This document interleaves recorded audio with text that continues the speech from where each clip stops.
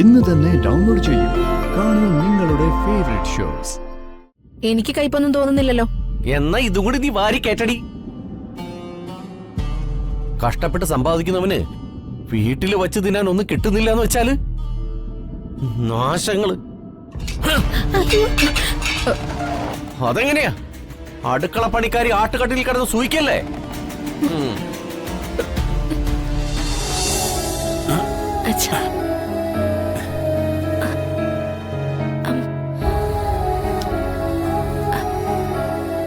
പോയിട്ടരാ. ശരി മോളെ.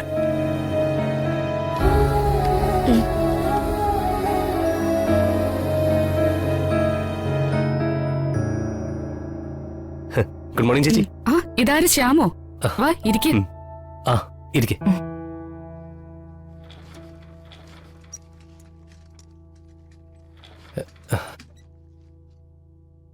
ഇത് എന്റെ കസിനാ.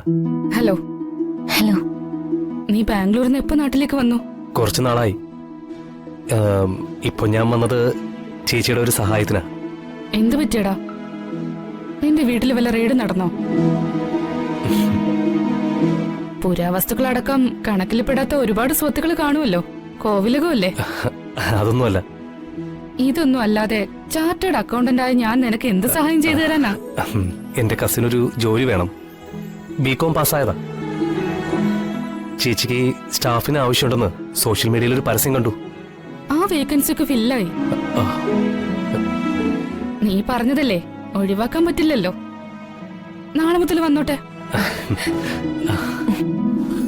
എന്താ കുട്ടിയുടെ പേര്?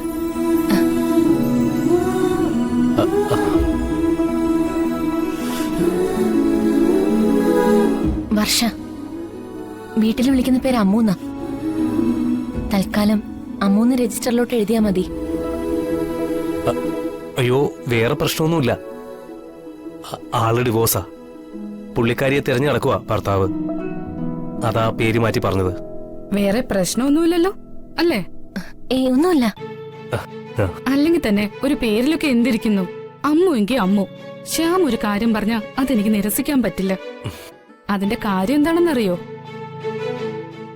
വേണ്ട ചേച്ചി, ഇനി ബാംഗ്ലൂർ കഥ എടുത്ത് നിരത്താൻ നിൽക്കണ്ട. എനിക്കൊരല്പം ധൃതിയുണ്ട്. വർഷ, ഇന്നിപ്പോ 2 സ്റ്റാഫ് ലീവാണ്. പറ്റുമെങ്കിൽ ഇന്ന് തന്നെ ജോയിൻ ചെയ്തോളൂ. വർഷയല്ല, അമ്മു. അയ്യോ സോറി, അമ്മു.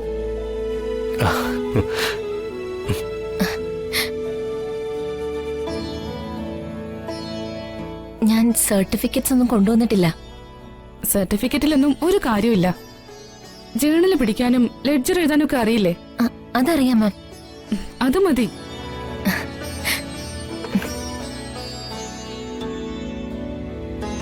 അഞ്ജു, ഒന്നിങ്ങോട്ട് വരുമോ?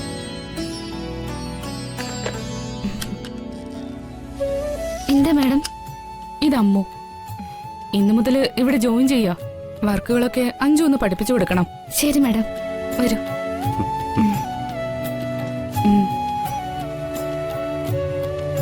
എന്നാ ചേച്ചി, ഞാനും ഇറങ്ങുവാണേ. താങ്ക്സ്. ഓക്കേടാ, കാണാം. ഓക്കെ. ഓക്കെ.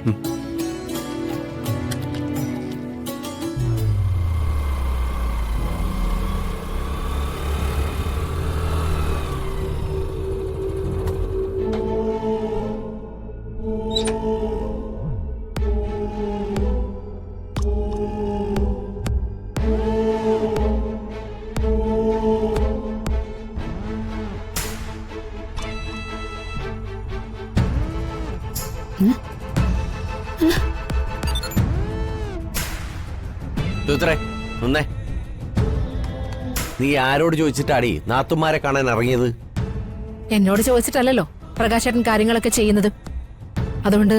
അതുകൊണ്ട് ചോദിക്കാതെയും പറയാതെയും അഴിഞ്ഞാടി നടക്കാന്നാണോ? അതെ, ഈ വീട്ടിൽ നടക്കില്ല. പ്രകാശേട്ടാ, സൂക്ഷിച്ച് സംസാരിക്കണം. ഞാൻ പോയത് കണ്ണി കണ്ടവന്മാരെ കാണാനല്ല, എന്റെ ഭർത്താവിന്റെ കൂടപ്പിറപ്പുകളെ കാണാനാ. ഭർത്താവിനില്ലാത്ത ബന്ധമൊന്നും നീ ഉണ്ടാക്കാൻ നടക്കല്ലേ. പ്രകാശേട്ടന്റെ സഹോദരങ്ങളും അച്ഛനമ്മമാരും ഒന്നും ഒരു പ്രശ്നമല്ലെന്ന് എനിക്കറിയാം. അല്ലായിരുന്നെങ്കിൽ സ്വന്തം അനിയത്തെ ജയിലിൽ കിടക്കുമ്പോ തിന്നും കുടിച്ചും കൂർക്കം വലിച്ച് ഉറങ്ങില്ലല്ലോ. എന്നെ താലി കെട്ടി കൊണ്ടുവന്നതേ ഒരു കുടുംബത്തിലേക്കാ. ആ കുടുംബത്തിലുള്ളവരൊക്കെ അന്നു മുതൽ എന്റെ ബന്ധുക്കളാ. അവർക്ക് നൊന്ത എനിക്ക് നോവും. ഛീ, നിർത്തടി. അവളൊരു ഫിലോസഫി. എന്താ ഇത്? എന്തിനാ നിങ്ങൾ ഇങ്ങനെ പരസ്പരം തർക്കിക്കുന്നേ? ഗോകുലുമോൻ ഇപ്പൊ ഉറങ്ങാൻ കിടന്നതേ ഉള്ളൂ. വെറുതെ കുഞ്ഞിനെ ഉണർത്തണ്ട. വാ, അത്താഴം വിളമ്പിത്തരാം.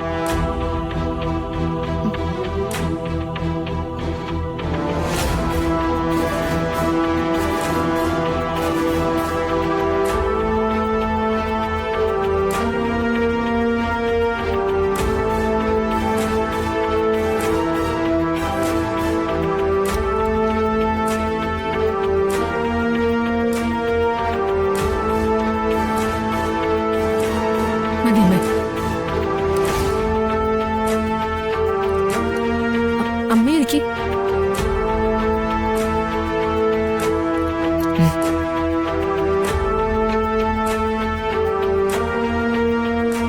അല്ല, അമ്മ അവിടെ ഇരുന്നാലേ ആര് വിളമ്പും? നിനക്കെന്താ പ്രാന്തുണ്ടോ? അവര് പിന്നെ കഴിച്ചോളും അല്ലേ? പ്രകാശം പറഞ്ഞതാ ശരി. നിങ്ങൾ കഴിക്ക്, ഞാൻ പിന്നെ കഴിച്ചോളാം. ഉം, ഉം, ഉം. അമ്മയ്ക്ക് വിശക്കുന്നില്ല മോളെ, നിങ്ങൾ കഴിക്കേ.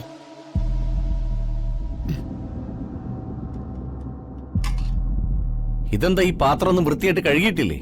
ശേ. അയ്യോ, പാത്രമൊക്കെ 2 വെള്ളത്തിൽ കഴുകിയെടുത്താണല്ലോ. ആ. ഡി, ഇത് ആർക്കും വേണ്ടി ഉണ്ടാക്കിയ പോലെയുണ്ട്. ഒരു രുചിയില്ല, ഒരു കോപ്പുമില്ല. വായിൽ വെക്കുമ്പോ തന്നെ കഴിക്കുന്നു. എനിക്ക് കയ്പൊന്നും തോന്നുന്നില്ലല്ലോ. എന്നാ ഇതും കൂടി നീ വാരി കേട്ടടി. കഷ്ടപ്പെട്ട് സമ്പാദിക്കുന്നവന് വീട്ടില് വച്ച് തിന്നാൻ ഒന്നും കിട്ടുന്നില്ല എന്ന് വെച്ചാല് നാശങ്ങള്. അതെങ്ങനെയാ? അടുക്കള പണിക്കാരി ആട്ടുകട്ടിൽ കിടന്ന് സൂയിക്കല്ലേ?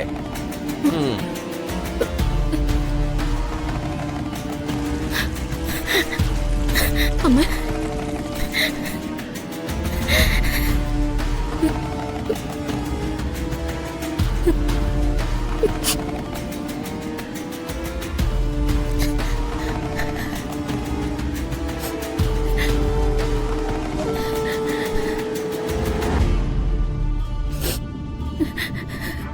അമ്മ, ഞാൻ ഇങ്ങോട്ട് വരാൻ പാടില്ലായിരുന്നു മോളെ. എന്താ അമ്മ ഇങ്ങനെ?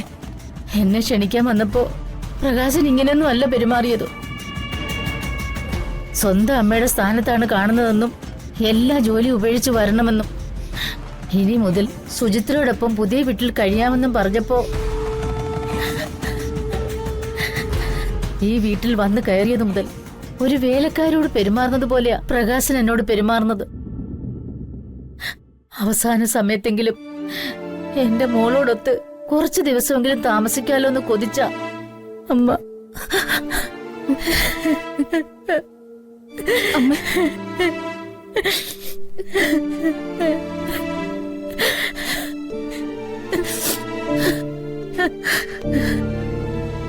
മാനത്തെ കൊട്ടാ